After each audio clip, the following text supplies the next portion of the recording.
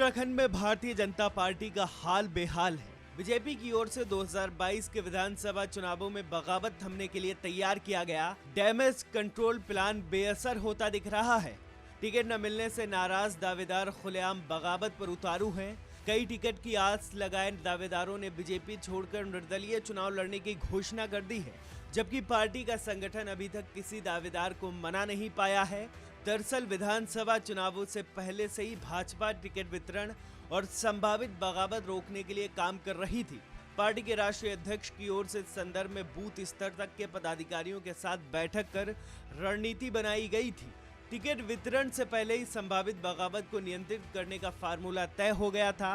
विधानसभा प्रभारियों को ऐसे लोगों की पहचान कर उनको मनाने वाले प्रभावशाली कार्यकर्ताओं या नेताओं तक की सूची उपलब्ध कराने को कहा गया था।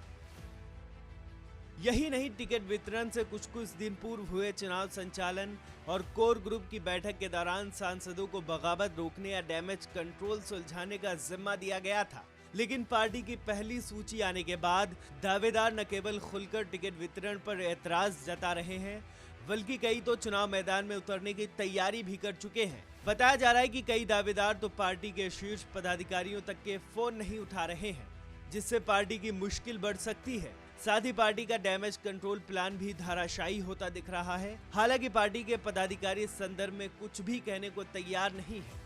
अभी तक बढ़ चुके टिकटों के आधार पर हो रही बगावत की वजह से भाजपा को नरेंद्र नगर, कर्णप्रयाग, देवप्रयाग आदि सीटों पर ज्यादा परेशानी हो रही है। इन सीटों के दावेदार न टिकट मिलने के बाद निर्दलीय दूसरी पार्टियों के साथ चुनाव मैदान में उतरने का निर्णय ले सकते हैं, जिससे पार्टी को परेशानी झेलनी पड़ सकती है। विधानसभा चुनाव के लिए प्रत्याशियों की पहली सूची जारी होने के बाद भाजपा में बढ़ती नाराजगी के बीच पार्टी प्रदेश कार्यालय में तैनात 2 बाउंसर खूब चर्चा बटोर रहे हैं। दरअसल कई दावेदार विरोध करने पार्टी के प्रदेश कार्यालय का भी रुख कर रहे हैं। पार्टी नेताओं ने मुख्यालय में बाउंसर तक तैनात कर दिए हैं। कई लोग इन्हें संगठन के पदाधिकारियों का सुरक्षा कवच बता रहे हैं, तो कई चुनावी मौसम में बाउंसरों की तैनाती पर हैरानी जता रहे हैं। लेकिन इस बार चुनाव से ऐन पहले कार्यालय में बाउंसर कुछ ज्यादा ही ध्यान खींच रहे हैं, इसलिए बाउंसरों की इस बार पहले से ज्यादा चर्चा हो रही है।